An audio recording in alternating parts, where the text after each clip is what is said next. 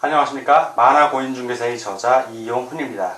오늘은 부동산공법 제42강 시간으로서 주택의 공급 등 첫 번째 시간 1. 주택 공급의 요건 2. 입주자 저축 3. 주택의 분양가격 제한 4. 모집공고 사업주체 의무 등에 대해서 같이 공부하도록 하겠습니다.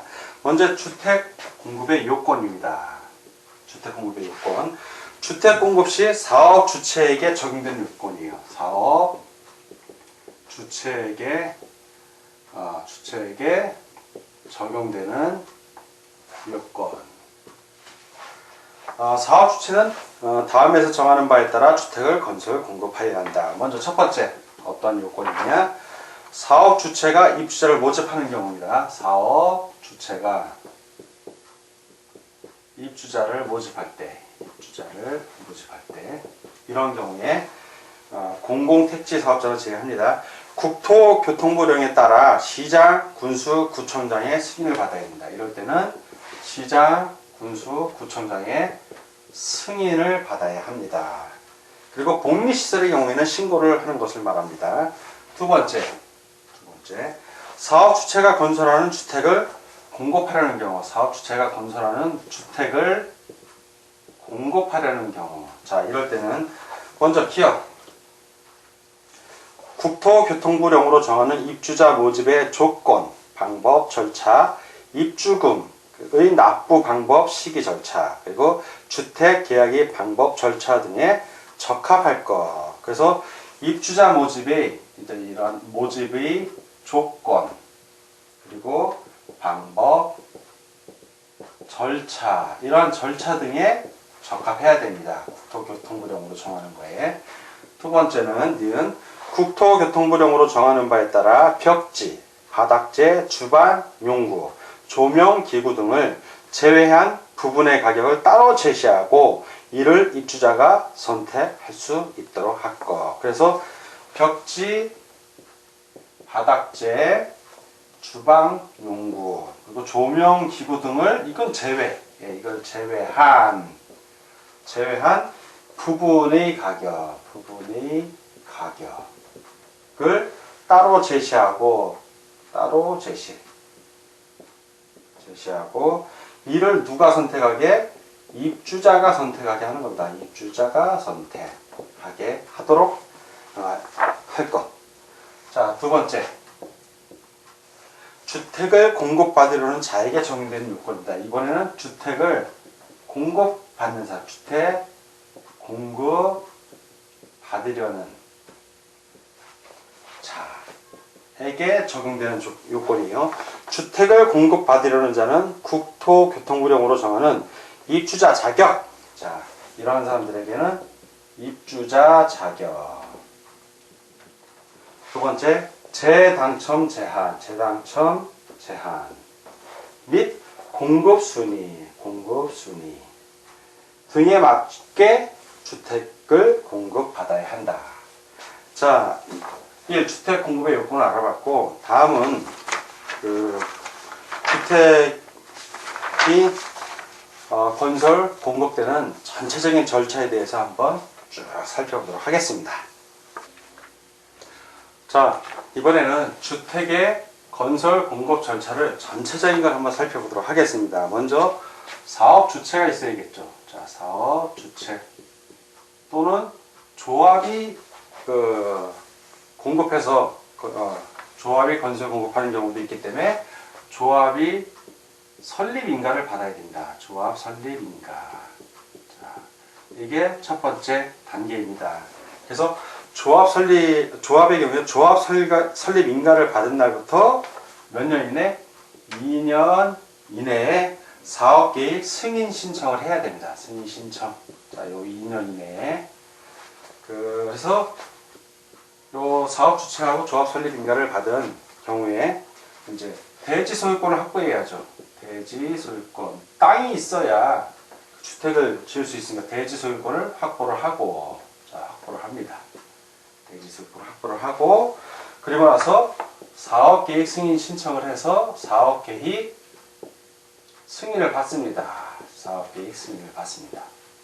자, 이 사업계획 승인은 사업계획 승인권자가 하는 겁니다. 그리고 나서 몇 년 이내? 5년 이내에 착공을 합니다. 그리고 착공을 할 때는 신고를 해야죠. 착공 신고.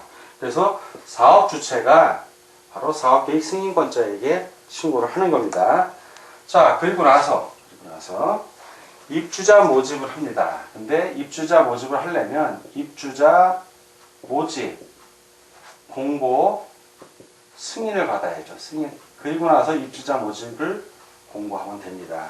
그래서 승인 신청은 이러한 입주자 모집 공고 승인 신청은 사업 주체가 시, 군, 구청장에게 하면 됩니다. 그리고 승인 신청을 안 받아들이는 경우가 있어요. 제외하는 경우 바로 국가나 지방자치단체, 공사 등이 할 때는 그렇고 승인권자는 바로 시, 군, 구청장이 됩니다. 그리고 나서 입주자 모집 공고 승인을 받았으면 이제 입주자 모집을 해야죠. 입주자 모집 공고. 입주자 모집 공고. 자, 이 입주자 모집 공고는 사업 주체가 이제 입주자 모집 공고를 합니다. 자, 그리고 나서 이제 열심히 지어요. 건설 공사를 한다는 얘기죠. 착공을 했으니까.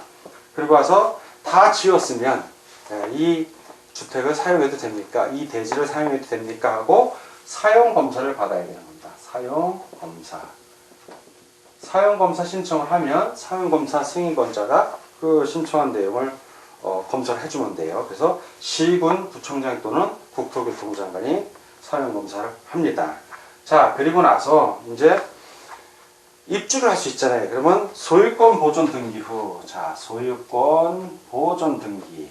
자, 처음 하는 등기가 보존 등기예요. 소유권을 처음, 건물이 없다가, 주택이 없다가 생겼으니까 등기를 해야 되지. 바로 소유권 보존 등기 후, 소유권 이전 등기.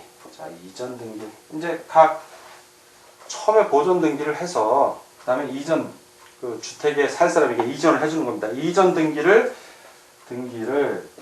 신청할 수 있는 날, 신청할 수 있는 날.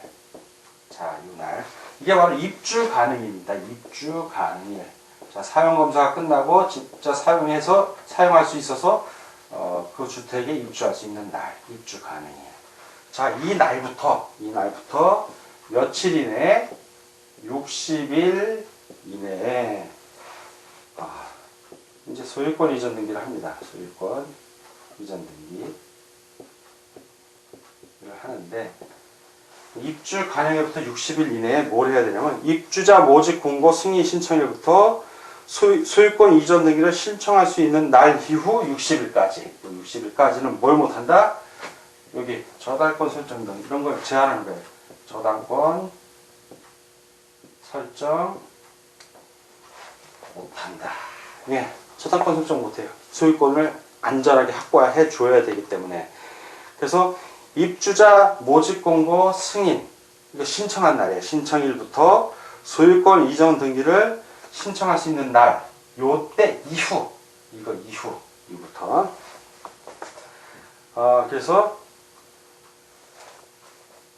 이날부터 승인 신청일, 이게 승인이라고 썼는데 승인 신청일부터 시작을 해갖고 여기서부터 시작해서 쭉 가요. 가서 입주 가능일 이후 60일까지 승인 신청일부터 이 소유권 이전 등기를 신청할 수 있는 날 이후 60일까지 이 기간 동안은 뭘 못한다?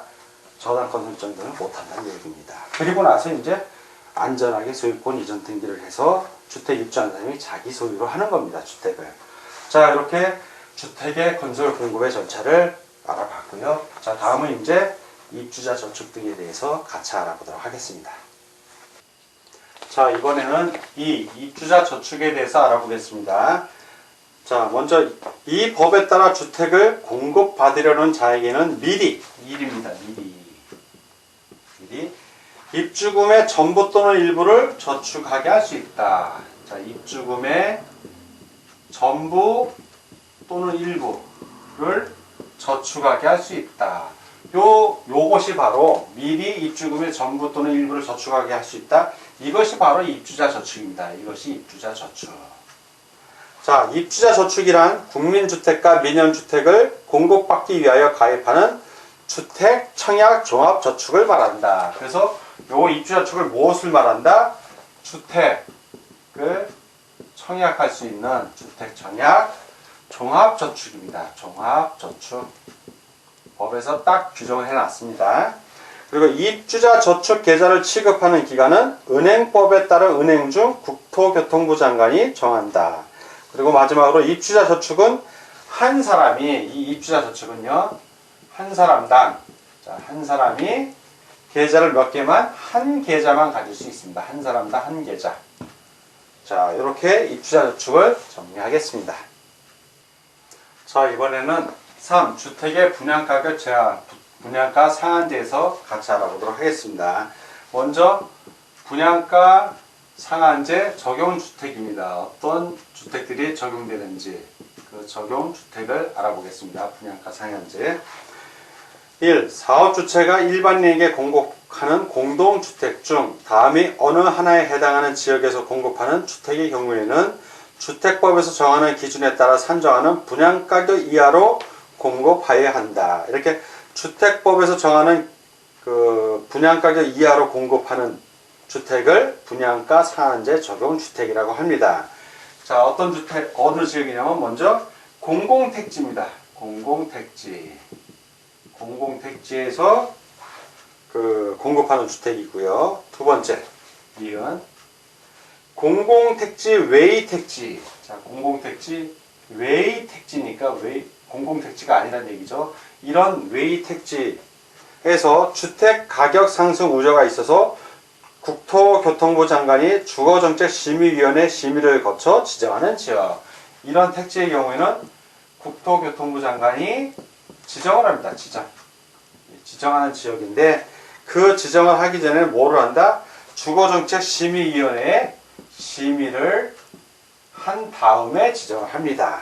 자, 그리고 이제 분양가격은 택지비와 건축비로 구성되고 구체적인 명세, 선정 방식, 감정평가 기간, 선정 방법 등은 국토교통부령으로 정합니다.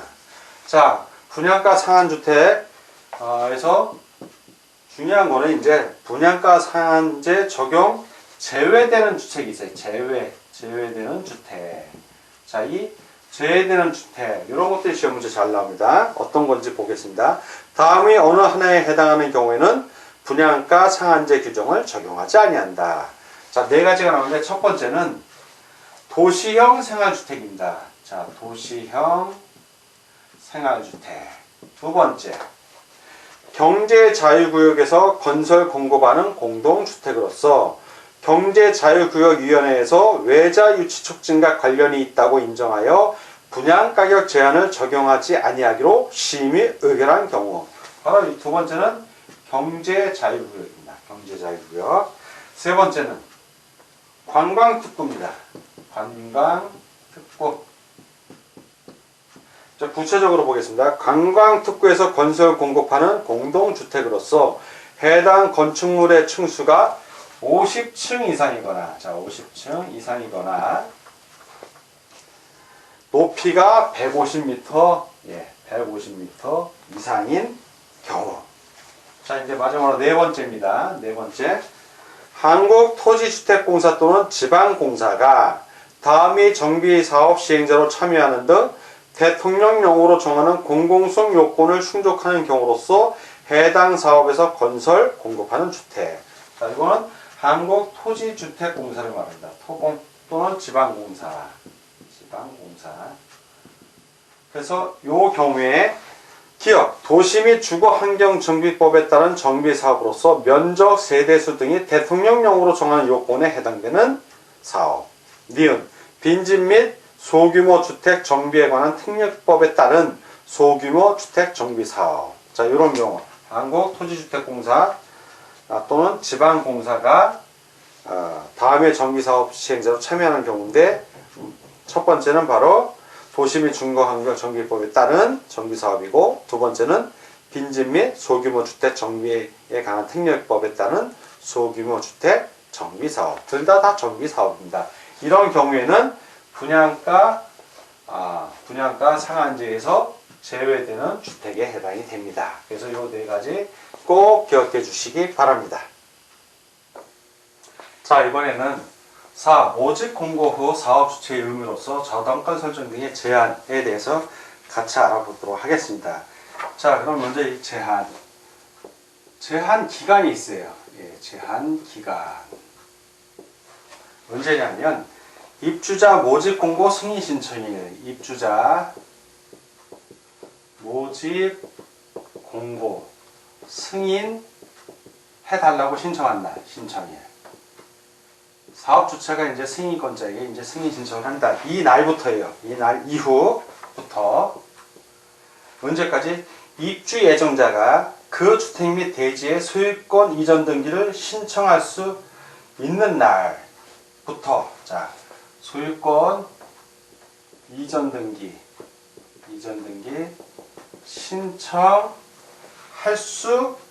신청 가능일이라고도 합니다. 할 수 있는 날부터 60일. 자, 60일까지. 그러니까 요때를 시점으로 해서 신청할 수 있는 날까지가 아니라 신청할 수 있는 날부터 60일까지. 이 기간 동안은 저당권 설정 등이 제한이 됩니다. 이 기간 동안은. 그래서 사업 주체는 주택건설 사업에 의하여 건설된 주택 및 대지에 대하여는 입주자 모집 공고 승인 신청일, 주택조합의 경우에는 사업계획 승인 신청일을 말한다. 이후부터 입주 예정자가 그 주택 및 대지의 소유권 이전 등기를 신청할 수 있는 날 이후 60일까지의 기간 동안 입주 예정자의 동의 없이 다음의 어느 하나에 해당하는 행위를 하여서는 아니 된다.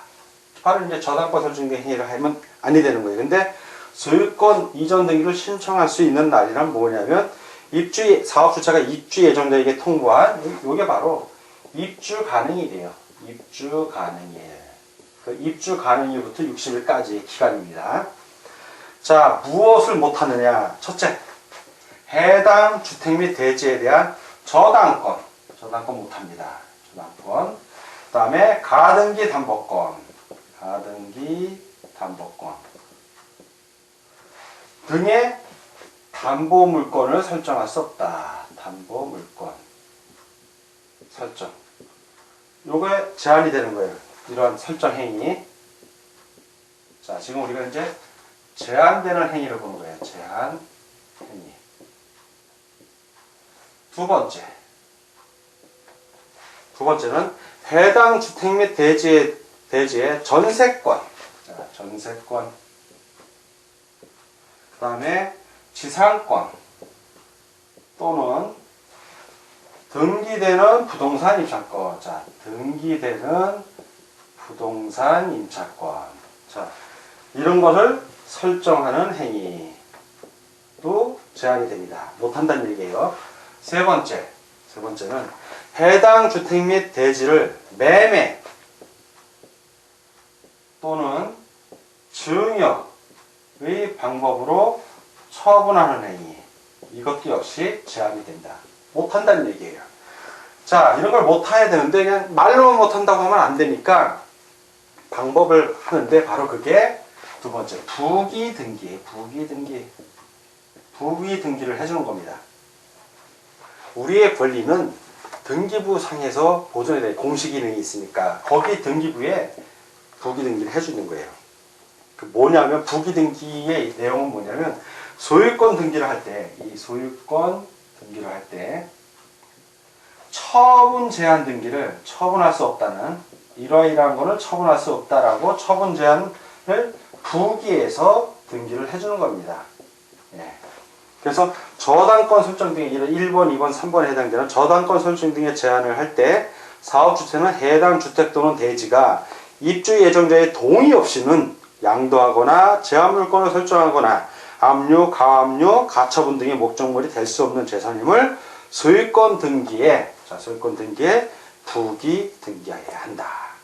그럼 입주 예정자가 동의할 수 있는 경우는 어떤 경우냐? 있죠. 왜냐하면 그 입주 예정자가 은행에 그 금융기관으로부터 주택을 담보로 그 입주금을 낼 때, 예, 그런 경우에는 이제 은행이 등기를 할 수 있죠. 저당권 설정 등기를. 근데 입주 예정자의 동의 없이는, 핵심은 동의 없이는 1번, 2번, 3번을 못한다는 얘기입니다.